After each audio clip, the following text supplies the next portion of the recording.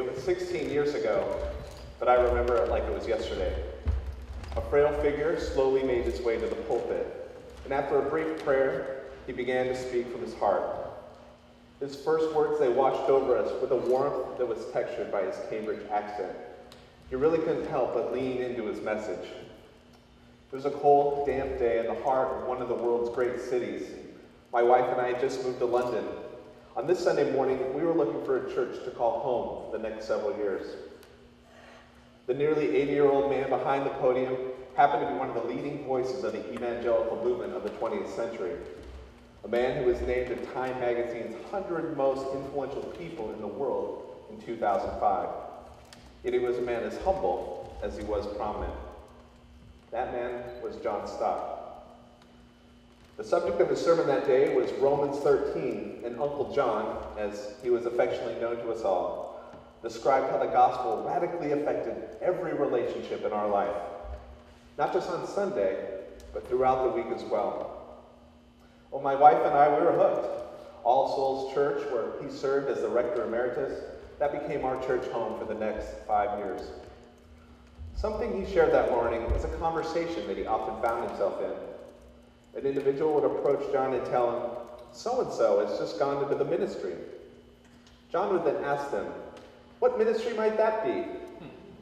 The person would be surprised that an astute theologian like John Stott could be so confused on a simple point. They would get frustrated and say, the ministry. John held his ground and asked, I'm sorry, can you be more specific? So it went back and forth until the parishioner finally admitted the person in question had gone into pastoral ministry. At which point John would respond, why didn't you just say so? Now, why did John do this? Was it because he was just really strict about grammar? Was it like he liked to prolong conversations needlessly?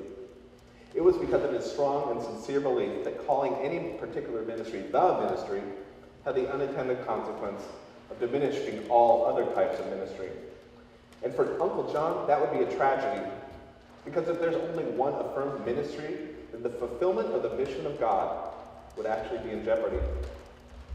It was a symptom of a much deeper problem, what's called the sacred-secular divide. The belief that some things, but not all things, really matter to God. It's why many Christians disconnect their Sunday from their Monday to Saturday life. It's why many Christians have little idea of how they can serve God in their daily occupations. It's why many Christians think their lives would have purpose and meaning if only they would quit their jobs and go into paid Christian work. Uncle John's desire was to see believers living a life of ministry wherever they went, whatever they did, in their jobs, in their communities, and their families. His questioner, on the other hand, understood ministry only to be done by those who typically get paid by churches or parachurch organizations, pastors and overseas missionaries, nonprofit leaders. That's about 2% of Christians. But what about the other 98%? Do they have a ministry too? The Apostle Paul addressed this in Ephesians when he wrote, God gave the apostles, the prophets, the evangelists, the shepherds and teachers to equip the saints for the work of ministry. So who are the ministers in this passage? The ones doing the work of ministry, the saints, the 98%. And the people we typically call ministers exclusively, their ministry is actually to equip the saints. So this begs the question, where does the vast majority of this ministry by the 98 actually happen? Most people can give no more than 10 hours a week to gathered church activities. The vast majority of our waking time, 110 hours or more per week, happens when the church is scattered. These are the front lines. Shop courts, courts of law, retirement homes, delivery routes, wherever God's people happen to be. These are the strategic locations God has placed his people to do ministry throughout the week. So we are here this week to talk about God and our ambition. And a logical question becomes, what is the role of ambition on the front lines? Uncle John addressed this when he said, Christians could and should be ambitious for the spread of God's kingdom. And once that fundamental ambition is in place, they are then free to have secondary ambitions, to develop their gifts, widen their opportunities, extend their influence, and be given promotion in their work. Not to boost their own ego or build their own empire, but rather, through everything they do, to bring glory to God. You see, John Stott saw a fundamental role for ambition in the advancement of the gospel, so long as it's a godly ambition and not a selfish one.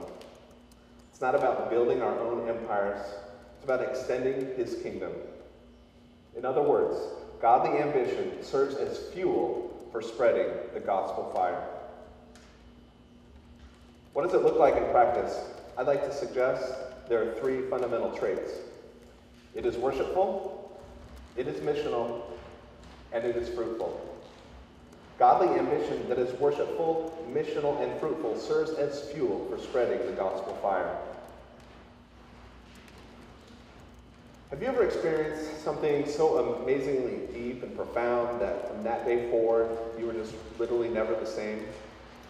It happened to me. It was the year 1984. I would witness something that would change my life forever. What was it, you're wondering? It was the movie Top Gun. Yeah, I'm guessing that you've seen it too. That's great. Well, maybe not. For me, as an impressionable 12-year-old, I was just captivated by what I saw. The raw power of the U.S. Navy's fighter jets, promised adventure, faraway lands, and the epic struggle of the good guys versus the bad guys, the good guys prevailing, of course. For those of you who may not have had the pleasure of seeing the movie, the lead character, Maverick, is played by Tom Cruise. He's a swashbuckling aviator who lives by his own rules. He's brilliant in the cockpit, but he doesn't always play well with others. Well, growing up, it was actually my ambition to become Maverick. He represented everything that I thought I wanted. He seemed so cool in his flight suit and his leather jacket with the patches. Got to play beach volleyball whenever he wanted to. Of course, when the chips are down, he's there to save the day. So I pushed myself to get on his career path. And when I found out I would have an opportunity to go to college on a Navy scholarship, my dream was about to come true. I'll tell you how it turned out in a moment, but for now, I'd like to explore the why behind my ambition to become a Navy pilot, because I think it highlights an issue that we all face. Looking back, I realized I didn't join the Navy to do something so much as I wanted to be something. I was actually looking for an identity.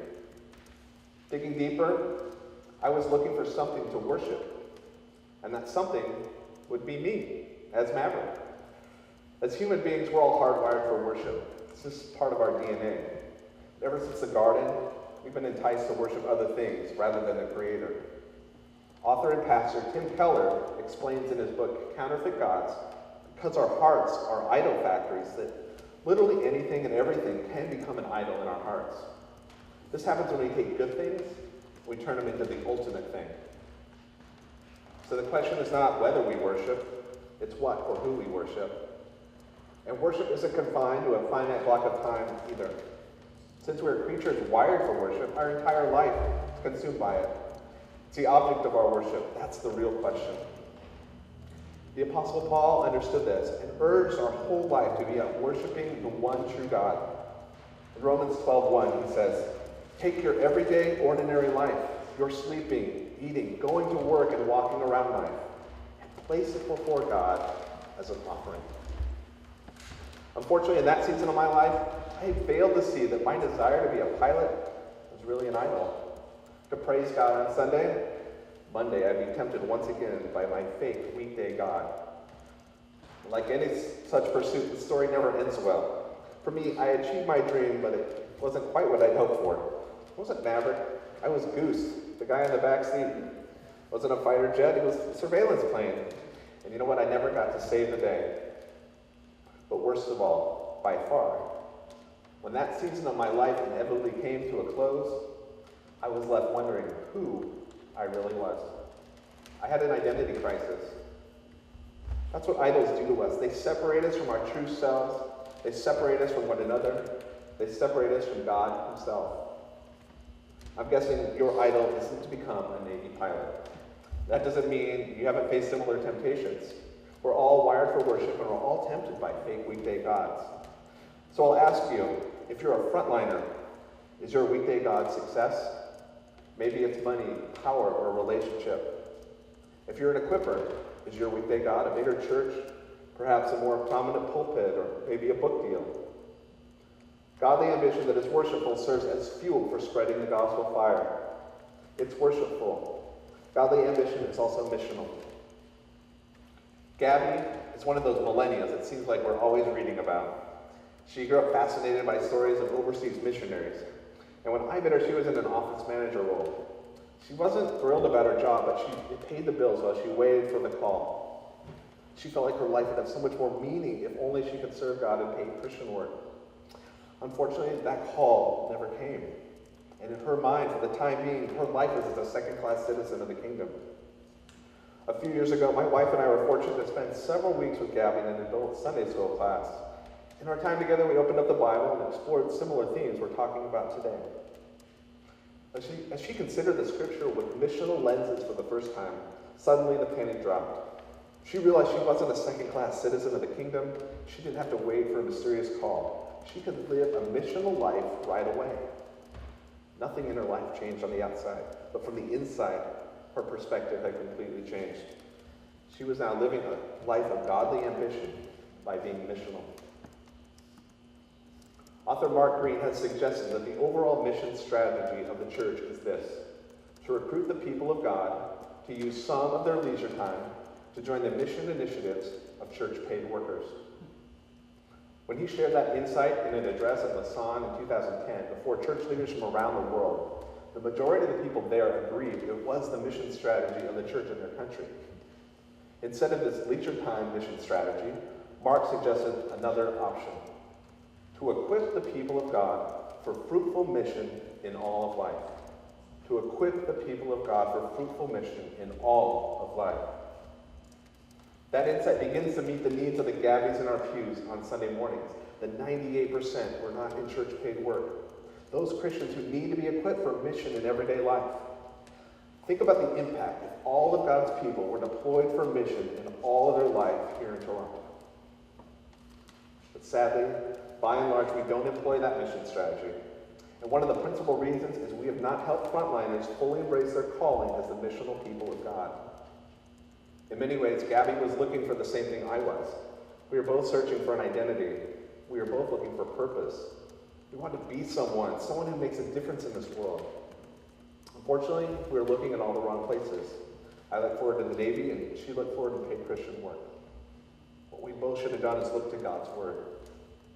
One of my favorite passages is 1 Peter 2, 9 and 10. But you are a chosen people, a royal priesthood, a holy nation, God's special possession, that you may declare the praises of him who called you out of darkness into his wonderful light. Once you were not a people, but now you are the people of God. Once you have not received mercy, but now you have received mercy. The Apostle Peter reminds God's people of their identity in Christ, who they have been called to be. We already are the chosen people of God. We already are royal priests. We already are citizens of a holy nation. And we already are God's special possession.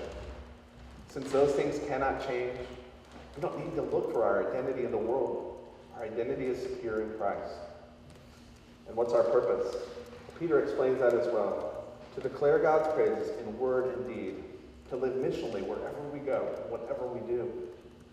So I'll ask you, if you are a frontliner, have you fully embraced your call to live the missional agents of the kingdom wherever you go and whatever you do?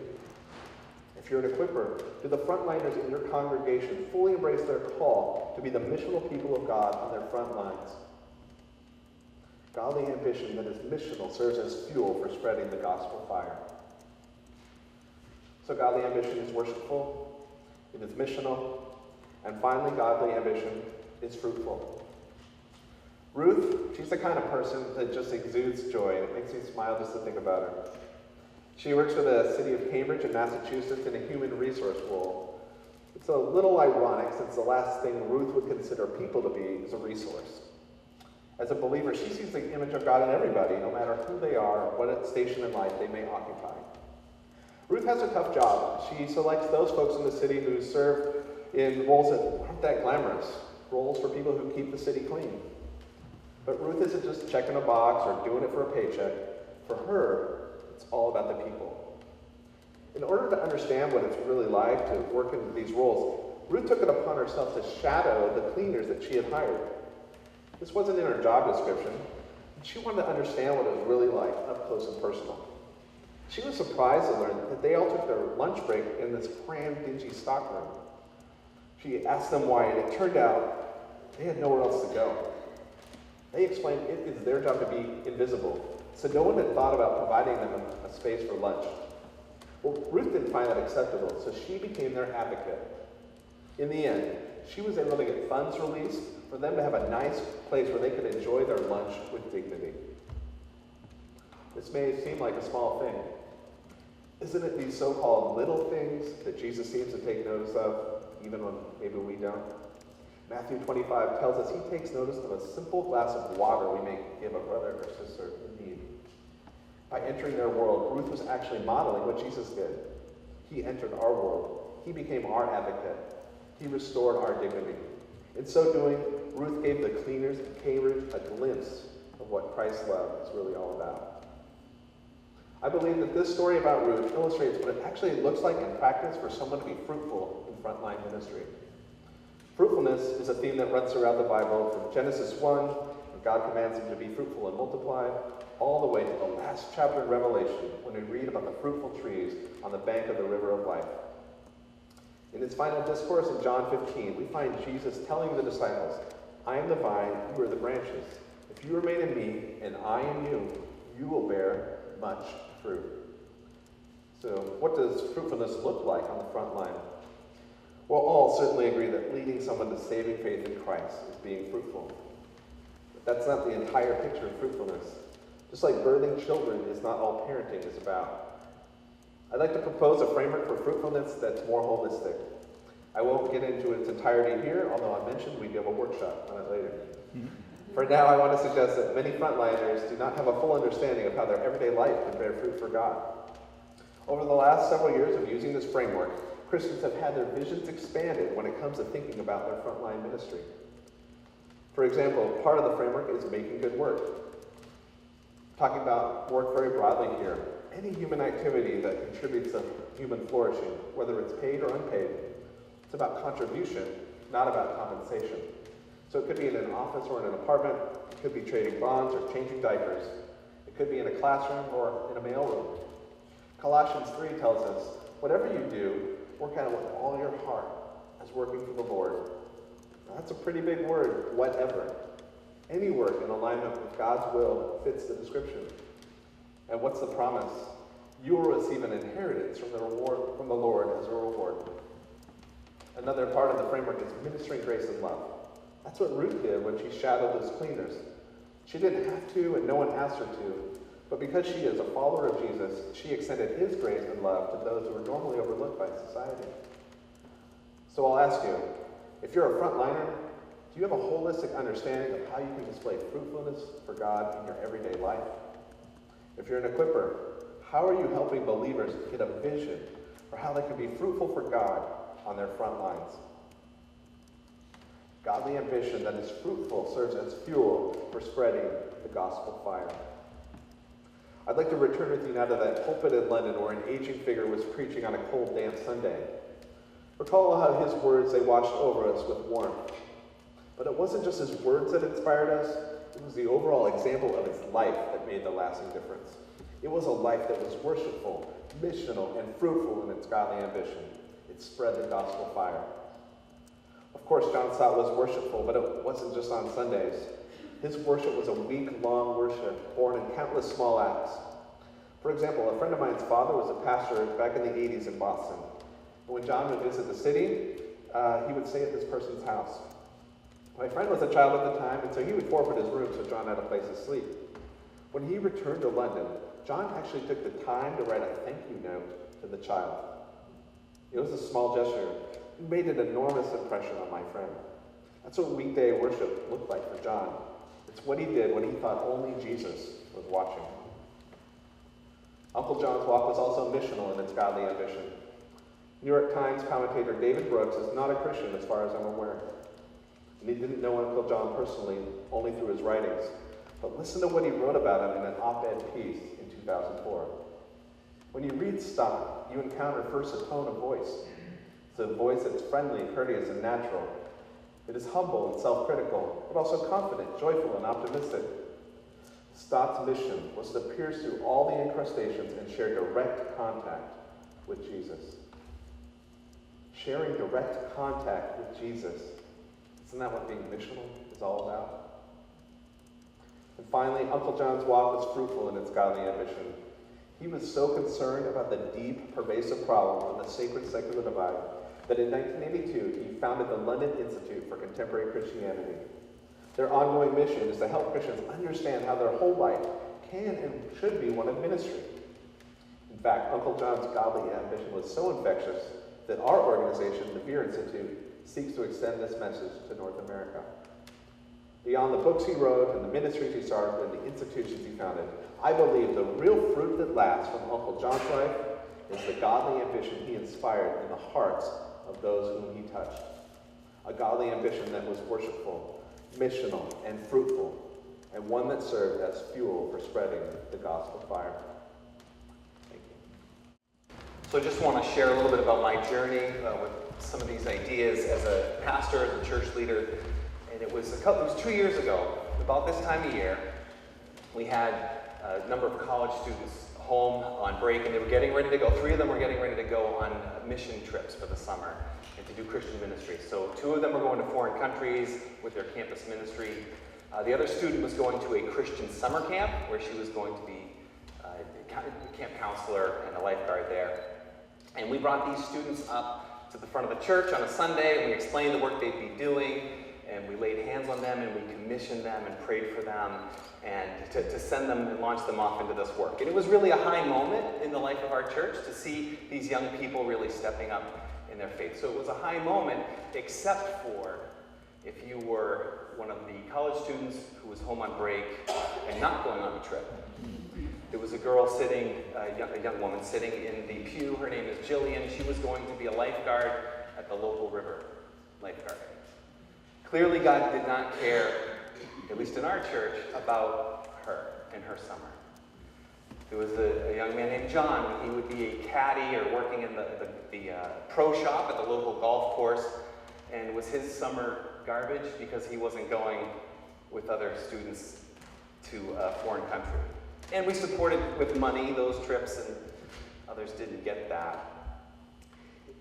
I thought that I was doing a good job making whole life disciples for Jesus. And I was a new pastor, and I was excited to make disciples, and we were going to be a real disciple-making church. We're not just going to fake our way through it. We're going to be authentic. We're going to confess sin to each other. We're going to point each other back to the gospel, and we are going to live this out together. And I thought I was doing that, but I didn't fully understand how deep this sacred secular divide is. I didn't realize how good we are as people to separate our life of faith from the life of everything else. And it was a deep divide in the hearts of our people. And I, as a pastor and church leader, was doing a pretty good job at reinforcing that divide. Unintentionally, but the things that we did would reinforce the divide. And it was the things that we celebrated, like those students. Or when we celebrated Priscilla Russell, who's gone home to be with the Lord recently, but we had a church meeting, and Priscilla had counted the offering. She had taken the offering, counted it, done the tax receipts and the bank deposit every week for 40 years. And she could no longer physically do that. And we acknowledged her at a meeting, and everybody stood up, standing ovation for Priscilla. And what that reinforced was, who are the heroes in our church? It was the people who could give the most time to doing church stuff. And it wasn't just the people inside the church, it was people who were serving outside the church. They were spending many hours and week after week serving in homeless shelters or in pregnancy care centers or tutoring students. And we would celebrate them. And there would be standing ovations and prayers to commission these people. But what about the people who didn't have extra time or more extra time to give? As Chris said, about 110 hours or more a week. So think about it. There's 168 hours in a week. and maybe you sleep, let's say 48 of those hours. It leaves 120 hours. And of those 120 hours, at most, people will give about 2 to 10 hours a week to church work. I'd love if everybody gave 10 hours as a pastor. I think that's fantastic. But at most, about 10 hours. So there's 110 hours a week where people are awake and they are not doing churchy stuff. Where is God in the 110? And we've been trying to focus together on what we call the 10 and the 110. The 10 is at most the time we spend together as a gathered church, and the 110 is everything else. And where is God? And how do we live as disciples of Jesus Christ in the 110 hours? And we the focus was all on the 10 and not the 110. It wasn't just the things we celebrated either. It was the things that we complained about. When people complain about a life of following Jesus, they typically will complain about stuff that happens in the 10 hours. The temperature of the sanctuary. The music. Always the music. People love, everybody has an opinion and they love to complain about music. Or the program that we don't have, that their old church had, that was so meaningful for them in their spiritual journey that we are not doing, that we just haven't done. And why aren't we doing it, Pastor? But people don't come into my office and say, Pastor, you are doing a terrible job discipling me into my everyday life. For the bulk of my waking hours, you have not equipped me to live fruitfully for Jesus Christ. And I'm leaving the church. I'd actually love it if somebody did that. Do you know why they tell me they're leaving the church? They're leaving the church because I haven't loved them enough. I haven't loved them well enough. We let them down somehow. And when I hear that, they're probably right. I could have loved you better. I could have visited your family member. I could have made another phone call. I could have done more, probably. But even if I did those things, it doesn't help me bridge this gap between the time that we spend gathered together as a church and the time that we are the church scattered about. And my question to you as you sit here, and many of you are church leaders and paid church workers and lay leaders, and what are your people who are under the shepherding and the discipleship of your ministry? What are they doing right now? What challenges are they facing? What pressures do they have right in this moment at 11 o'clock on a Thursday? Yeah, Thursday. What are the pressures they face right now? How can we help them to excellently where they are right now? And I thought I was doing an okay job at that, and I really, over time, have realized that I wasn't. So I'm a terrible pastor, so nowhere to go but up. So we needed a new framework. We needed to understand, how do we do this better? And something needed to change, because we had fallen into that method of discipleship that Chris mentioned, where we are seeking to recruit the people of God to join in the initiatives of the church workers. And we needed to move from this recruiting to more of an equipping ministry. And something had to change. So we went to a seminar that Chris's organization had hosted in Boston. And they started talking about these things. And it resonated with things that I had been thinking and what we were trying to do and what I thought we had been doing. So we decided to use some of their language and steal some of their graphics and ways that they were explaining these things and use that to help the people of our church to understand better. So we went to that, and I started preaching these ideas, and I remember an introductory sermon, preached a whole sermon series on frontline ministry, that everybody has a frontline, and that life in the 110, the 110 hours that we have, that we are not gathered together as a church, that we are awake and still the church scattered about. And at the end of that sermon, there was a young man named Peter in our church, and he said, "This is exactly what we've been looking for. This is exactly what we've been waiting for." Now, I didn't do anything different, and I didn't actually ask him to do anything different. I just gave him permission to be who he is. I was able to validate his life. Instead of making him, and he's very busy, instead of making him feel guilty for being busy all the time, I helped him to see that he was following Jesus. And in many ways, he was living a life on mission. He was living a missional life, as we use that language. He was already doing it. I just was able to tell him that that's okay, that God can use him in his everyday, in the midst of his busyness. So whatever you get out of the Refresh conference, here's a pastor suggestion. If you go back to your church and church leaders and say, hey, I went to this conference and I've got some great new ideas, that's a very threatening statement. Because you know what that signals? It signals, oh, this is a new program, more recruiting volunteers, one more thing we're not doing, one more thing we're not doing well. The beauty of what we're talking about is that you're not asking people for any more time.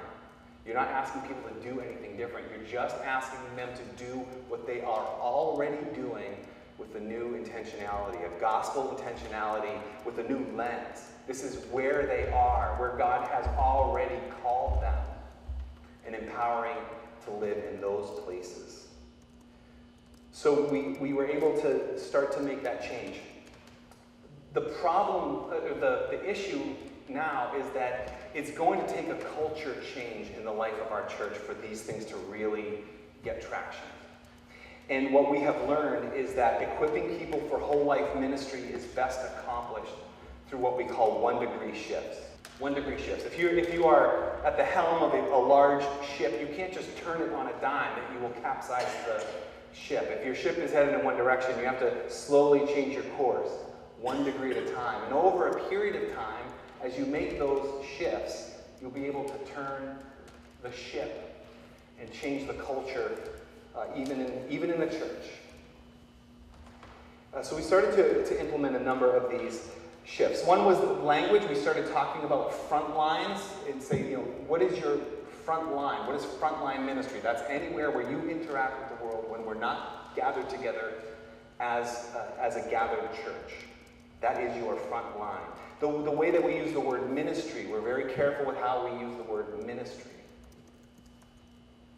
We started to, like I said, we stole the graphics from the folks at Vere Institute. So they used this one to describe this. And I had been preaching this for a few weeks, and I actually used this on a Sunday morning. And I said, this image right here is the gathered church, and we are the blue dots. And there's 9 dots there that represents roughly the evangelical population, or those who are active evangelical Christians in Massachusetts, where we minister. And then everyone else. And there's this sort of us versus them, and we're kind of huddled together, and it can feel kind of daunting. I said, but we have this as well. This is the church scattered. This is when we leave this place, and now we're interacting, we're out there, and just thinking, what could God do if we could live our faith in those places? And we can explain the dots a little bit more at our breakout at the workshop. But I remember after I used those, that a man named Miles came up to me after the service. He said, Pastor, I really love that message today. I said, well, what about it did you like? And he said, the dots, the church gathered and the church scattered. I said, yeah, but I've been preaching this for a few weeks now. He said, yeah, but these dots, I love the dots.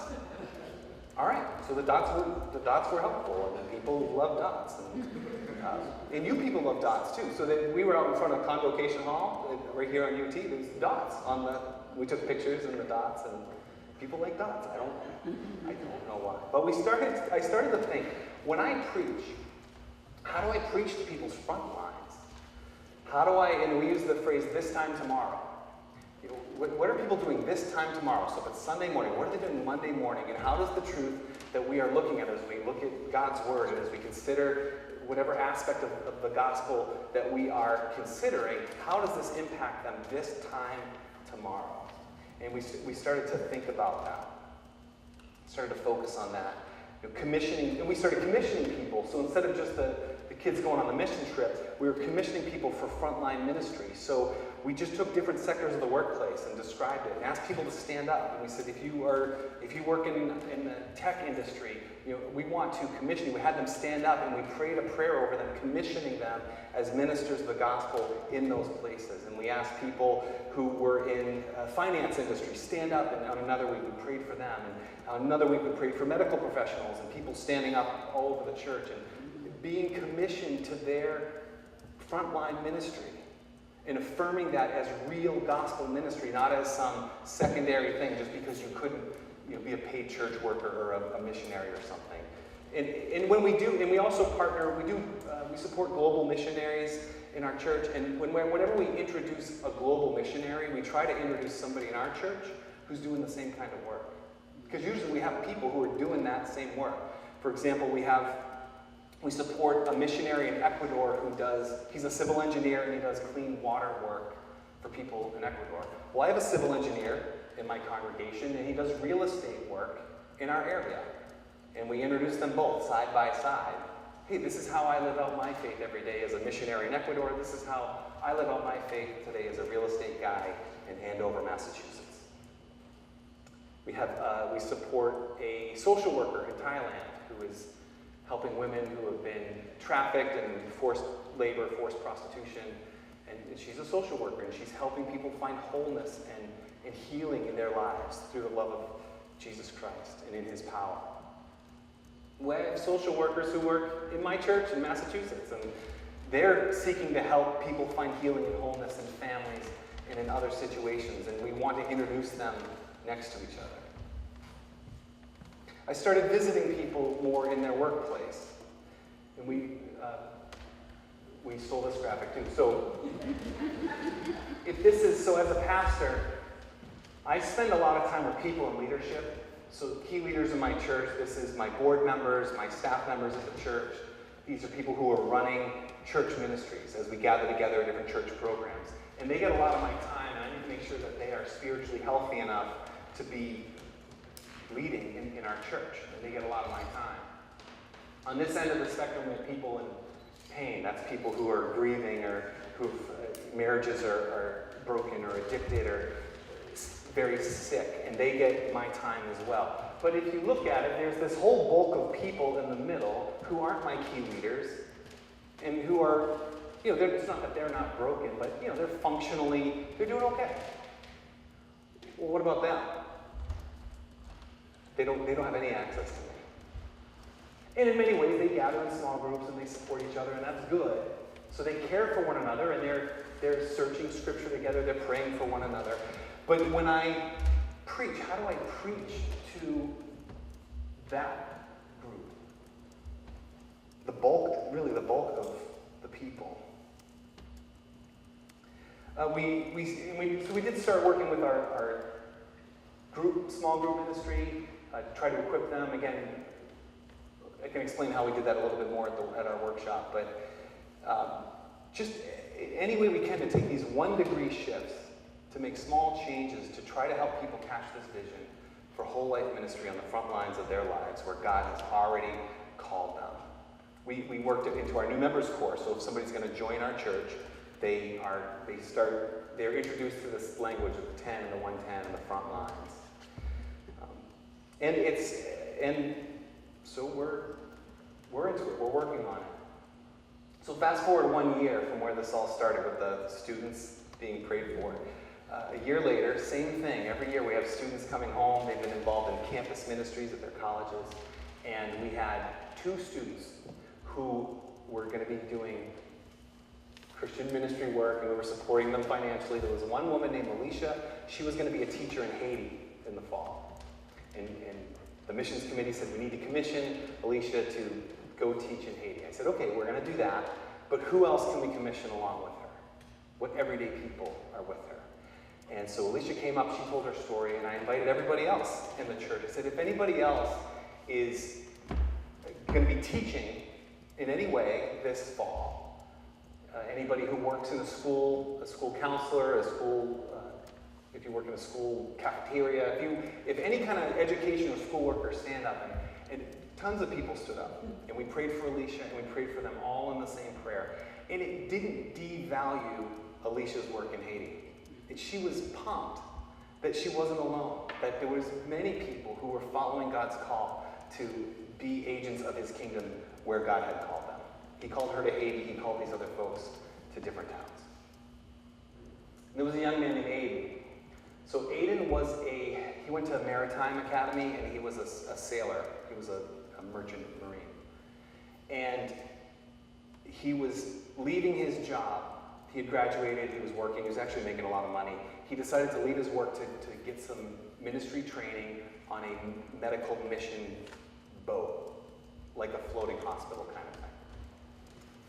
And they said, hey, we need to commission Aiden to do this ministry. He's going to get some more ministry training. And I'm thinking, I know we don't have any sailors in the church, so I didn't know how to, everybody who's going to be working on a boat, nobody was the one person.